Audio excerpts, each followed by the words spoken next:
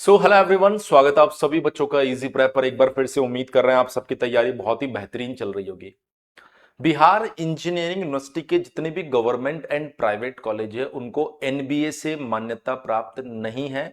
ये खबर अभी सभी बच्चों के बीच में ग्रुप्स वगैरह में चल रही है और बहुत सारे बच्चे इसको लेकर बड़े घबरा रहे हैं कि सर क्या हमारे डिग्री की कोई वैल्यू नहीं है अब यहां से।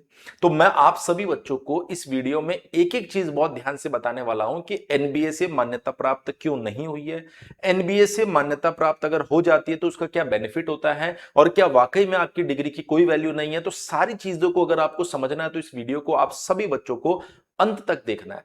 सबसे पहली चीज तो जो पेपर कटिंग है उसको एक बार देख लेते हैं कि उसके अंदर क्या बोला गया है। आप देख सकते हैं इस तरह की एक पेपर कटिंग है जिसके अंदर बोला गया है बिहार के इंजीनियरिंग कॉलेजों को एनबीए की मान्यता नहीं। अब यहां पर बहुत सी बार ऐसा होता है कि अगर हम लोग लगभग लगभग देखें तो गवर्नमेंट प्राइवेट कॉलेज मिला के लगभग 60 के आसपास कॉलेजेस है। उसमें से अगर जो हमारे प्रीमियम कॉलेज है, दो तीन कॉलेज जिनके बारे में हम लोग काफी चर्चा करते हैं, एटलीस्ट उनको एनबीए से मान्यता मिल जाती है तो कहीं ना कहीं हमें लगता है कि यार इस कॉलेज ने तो एटलीस्ट इस स्टैंडर्ड को फॉलो किया। लेकिन ओवरऑल देखें तो किसी भी कॉलेज को कोई मान्यता प्राप्त नहीं हुई है एनबीए से। ये कहीं ना कहीं डिसअपॉइंटिंग है। लेकिन फिर भी एक बार पढ़ते हैं आर्टिकल में लिखा हुआ क्या है।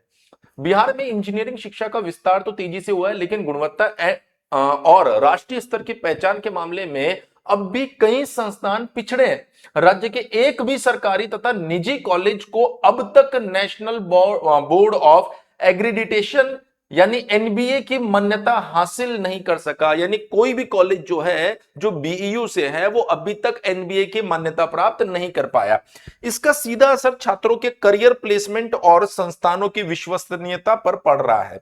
इसका मतलब यह हुआ कि अगर कोई कॉलेज एनबीए की मान्यता प्राप्त नहीं है तो इसका मतलब यह नहीं कि भाई उसका इंजीनियरिंग की कोई वैल्यू नहीं है। पर कहीं ना कहीं अगर दो कॉलेज है, एक को एनबीए से मान्यता प्राप्त हुई है, एक को नहीं हुई है, तो ये इस बात को बता रहा कि इन्होंने ज्यादा स्टैंडर्ड को फॉलो किया है, इन्होंने कहीं ना कहीं अपनी क्वालिटी को ज्यादा अच्छा रखा, इन्होंने कहीं ना कहीं बच्चे को ज्यादा फैसिलिटीज प्रोवाइड किए जिससे कि उनका स्टूडेंट ज्यादा अच्छे तरीके से तैयार हुआ अकॉर्डिंग टू दिस आर्टिकल। अगर हम लोग बात करें दूसरी ओर बड़ी संख्या में सीटें खाली रहने से भी राज्य की तकनीकी शिक्षा संस्थानों के सामने गंभीर चुनौती है। बिहार में सरकारी तथा निजी मिलाकर करीब 60 इंजीनियरिंग कॉलेज है। इनमें से सरकारी इंजीनियरिंग कॉलेजों में लगभग 14,000 बीटेक की सीटें उपलब्ध है, लेकिन हर साल सीटें खाली रह जा रही है। विशेषज्ञों के अनुसार इसका एक बड़ा कारण संस्थान की गुणवत्ता, बेहतर प्लेसमेंट रिकॉर्ड और राष्ट्रीय स्तर की मान्यता का अभाव है।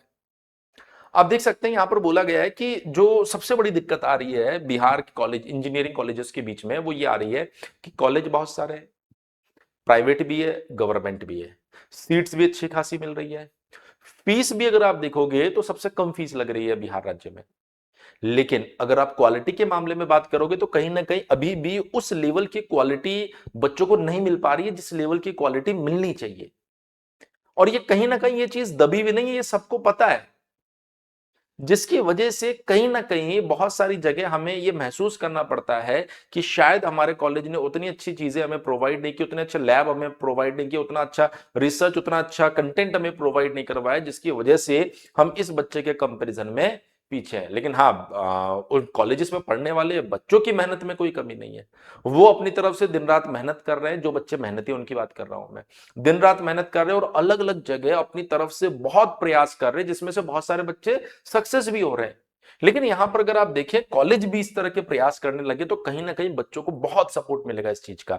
अब समझते हैं कि अगर एनबीए की मान्यता प्राप्त नहीं होती है, ये कारण बताया कि क्यों प्राप्त नहीं है। क्योंकि जो क्वालिटी है वो कॉलेज अभी मेंटेन नहीं कर रहा है, बेहतर लैब्स प्रोवाइड नहीं करवा रहा है, इवन में बहुत सारी जगह तो सिलेबस तक कंप्लीट नहीं हो पा रहा है, ये भी हम लोग देख पा रहे हैं।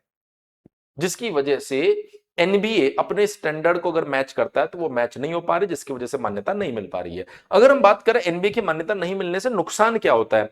एनबीए किसी इंजीनियरिंग पाठ्यक्रम की गुणवत्ता का राष्ट्रीय स्तर का मूल्यांकन करता है, नेशनल लेवल। एक तरीके से अगर आपका कॉलेज एनबीए से मान्यता प्राप्त कर लेता है तो इसका मतलब नेशनल लेवल का कहीं ना कहीं उसे सर्टिफाइड कर दिया गया है कि ये बढ़िया कॉलेज है। इसमें कॉलेज की फैकल्टी, शोध कार्य, उद्योग से जुड़ाव और छात्रों के परिणामों की जांच की जाती है। मतलब यहां पर यह देखा जाता है कि सबसे पहले तो कॉलेज में किस लेवल का कंटेंट प्रोवाइड करवाया जाता है, दूसरी बड़ी चीज कॉलेज के प्लेसमेंट्स कैसे हैं, तीसरी बड़ी चीज कॉलेज का इंडस्ट्री से कैसा कनेक्शन है, कैसे प्लेसमेंट्स हो रहे हैं। किस लेवल का रिसर्च हो रहा है, ये सारी चीजें चेक करता है, उसके बाद में ही मान्यता मिलती है। जिन संस्थानों के पाठ्यक्रमों को एनबीए मान्यता प्राप्त होती है, वहां से पढ़ाई करने वाले छात्रों को देश विदेश में अधिक स्वीकार्यता मिलती है। जब आप अलग अलग जगह हायर स्टडीज के लिए जाएंगे तो एनबीए, जैसे अपन देखते हैं ना, बहुत सारे फॉर्म निकलते हैं, उसमें बोलता है कि किसी भी रिकॉग्नाइज्ड यूनिवर्सिटी से आपका बीटेक होना चाहिए जो एआईसीटीई से अप्रूव्ड हो। तो बहुत सी बार हमारा काम एआईसीटीई से हो जाता है, लेकिन जब आप अपन हायर स्टडीज में जाते हैं तो वहां पर क्राइटेरिया कुछ जगह पर चेंज हो जाता है। तो यहां पर बोला जब हायर स्टडीज के लिए जाएंगे तो एनबीए से मान्यता प्राप्त जितने भी इंस्टीट्यूट्स हैं उनकी ज्यादा वैल्यू होती है, ज्यादा वैल्यू होती है। मैं ये नहीं बोला बाकी की वैल्यू नहीं है। मान्यता नहीं होने से छात्रों को उच्च शिक्षा के दौरान कई बार परेशानी का सामना करना पड़ता है। वहां पर उन्हें प्रूव करना पड़ता है कि यार एनबीए से नहीं है, लेकिन सर एआईसीटीई अप्रूव्ड तो है ना सर। तो यहां पर इन छोटी छोटी चीजों के बारे में कहीं ना कहीं आपको दिक्कत आ सकती है। एक बड़ा कारण यह भी बोला गया है कि प्लेसमेंट्स काफी कम है, और दूसरा बड़ा कारण यहां पर बोला गया है कि कॉलेज खुद भी प्रयास नहीं कर रहा। खुद भी प्रयास नहीं कर रहा मतलब बहुत सारे कॉलेज ऐसे जो गेस्ट लेक्चरर के बेसिस पर ही चल रहे हैं, अभी तक परमानेंट उनके पास फैकल्टी नहीं है। बहुत सारे कॉलेज ऐसे हैं जिनमें फैकल्टीज की पोजीशन अभी भी खाली चल रही है।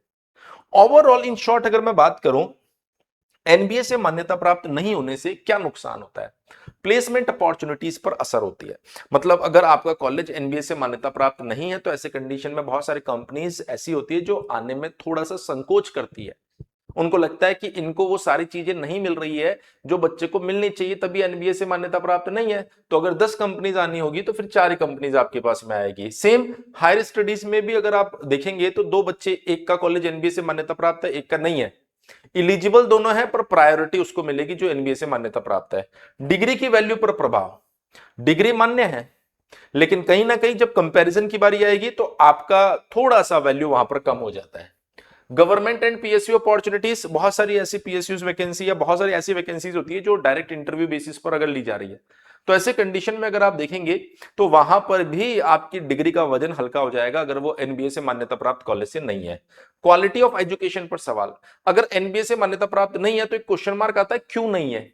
इसका मतलब कहीं ना कहीं आप जो स्टैंडर्ड्स है उनको फॉलो नहीं कर रहे हो, तो मतलब आपके पास जो डिग्री है उसमें कुछ तो कमी है। तो वो बोल रहा है कि आपकी क्वालिटी ऑफ एजुकेशन पर क्वेश्चन मार्क लग जाएगा। इंटरनेशनल रिकॉग्नाइजेशन नहीं है, या बोल सकते हैं कम है। अगर आप एनबीए से मान्यता प्राप्त कॉलेज से नहीं है तो कहीं ना कहीं आप जब इंटरनेशनल लेवल पर बात करेंगे, हायर स्टडीज के लेकर आप जाएंगे, तो वहां पर कहीं ना कहीं उसकी पहचान थोड़ी सी कम हो जाती है। तो ये नुकसान आपको देखने को मिलते हैं। एक गलतफहमी जो बच्चों के बीच में चल रही है कि सर क्या हमारी डिग्री की अब कोई वैल्यू नहीं, तो मैं आपको बता देता हूं ऐसा नहीं है, आपकी डिग्री की अभी भी उतनी ही वैल्यू है। लेकिन हाँ, अगर कॉलेज एनबीए से एफिलिएटेड या मैं कहूं एनबीए से मान्यता प्राप्त होता है ना, तो कहीं ना कहीं वो प्रीमियम इंस्टीट्यूट्स के अंदर आ जाता है।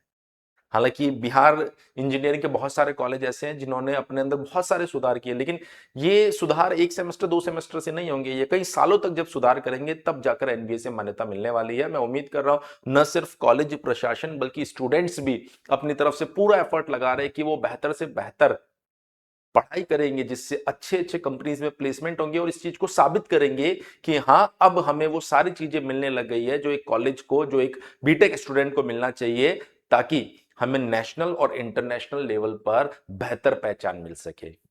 इस कड़ी में आप सभी बच्चों को पता है कि बीयू के जितने भी छात्र हैं उनके लिए इजी प्रेप के ऊपर उम्मीद बैच चलाया जाता है। लगभग 80 to 90% ऐसे बच्चे हैं जो इजी प्रेप से अपनी तैयारी करते हैं, जीरो से एक एक चीज पढ़ते हैं, जिसमें अगर आप किसी भी सेमेस्टर की बात करेंगे, भले वो फर्स्ट हो, सेकंड हो, थर्ड हो, फोर्थ हो, फिफ्थ हो, सिक्स, कोई भी सेमेस्टर हो, हर एक सेमेस्टर के अंदर आपको लाइव क्लास, उसकी recording, PDF notes, exam booster batch, VVI question, MCQ practice test series, सब कुछ मिल रहा है। वो भी 2999 में नहीं, अभी सिर्फ और सिर्फ 1999 के अंदर।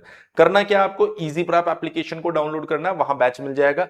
कोई भी दिक्कत होती है तो आप हमारे इस हेल्पलाइन नंबर 7014639318 के ऊपर कॉल कर सकते हैं और डायरेक्टली इस बैच के अंदर एनरोल कर सकते हैं। आज की इस वीडियो में इतना ही।